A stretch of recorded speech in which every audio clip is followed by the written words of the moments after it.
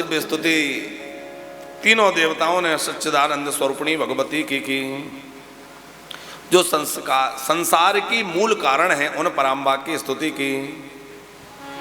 ब्रह्मा जी ने, शिव जी ने भी स्तुति की। फिर ब्रह्मा जी ने मां भगवती से पूछा है कि हे मां भगवती, ब्रह्म कौन है? क्या आप ही ब्रह्म हैं? ब्रह्म तत्व क्या है? मां भगवती कह रही हैं, एकमेवा द्वितीयं वै ब्रह्म नित्यं सनातनम द्वितीय भावम पुनर्याति काल उत्पत्ति संघ के। एक मैं ही परम ब्रह्म स्वरूपा हूं, मैं ही तुम तीनों को जन्म देने वाली हूं। ब्रह्म अद्वितीय है, मैं अद्वितीय हूं। सृष्टि की रचना काल में द्वैत को ग्रहण करके और मैं अनेक रूपों में प्रकट हो जाती हूं, वैसे मैं अद्वितीय तत्व के रूप में, ब्रह्म तत्व के रूप में मैं ही मैं हूं। सभी रूपों में मैं ही व्याप्त हूं, और ना मैं स्त्री हूं और ना मैं पुरुष हूं। मां कह रही है, ना हम स्त्री न पुमांश्चाहम ना क्लीबम सर्ग संक्षये अहम बुद्धिर अहम श्रीश्च धृति कीर्ति स्मृतिस्तथा। मां कह रही है, मैं ही बुद्धि हूं। हमारी बुद्धि कौन है?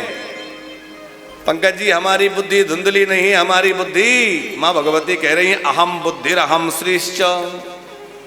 जो भगवत शरणागत हो जाता है उसकी बुद्धि में ही बन जाती हूं। भगवती जगदम्बा ही हमारी बुद्धि है, वही हमारी लक्ष्मी बनकर विराजती हैं। घर में धन और धान्य की वृद्धि किसके कृपा से होती है? मां की कृपा से। आगे हम लोग कथा सुनेंगे कि मां ही शाकंभरी बनकर शाक उत्पन्न करती है, बीजों को उत्पन्न करती है, रसों को उत्पन्न करती है और तमाम औषधियों को उत्पन्न करती है। अहम बुद्धिर अहम श्रीश्च धृति कीर्ति स्मृतिस्तथा। लोग कहते हैं हमारी स्मृति कमजोर हो गई। प्रश्नोत्तरी में लोग प्रश्न करते हैं कि बच्चे पढ़ते हैं याद नहीं होता।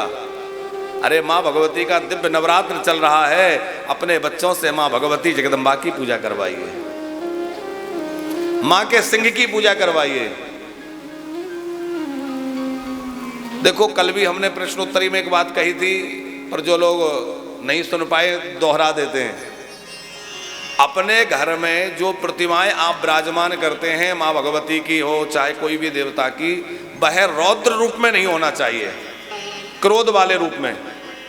मानो मां भगवती क्रोध में है, हाथ में खड़ग लिए हुए हैं, अस्त्र शस्त्र लिए हैं और क्रोध कर रही हैं, ऐसा रूप की पूजा नहीं। हमें सौम्य रूप की पूजा करनी है। मां प्रसन्न चित्त हैं और वरदान देने के लिए अपना वरद हस्त ऊपर किया हुआ है, और मां की मंद मंद मुस्कान। ऐसे ही और किसी भी देवता की प्रतिमा आपको विराजमान करनी है तो वह क्रोध रूप में ना हो, सौम्य स्वरूप में हो।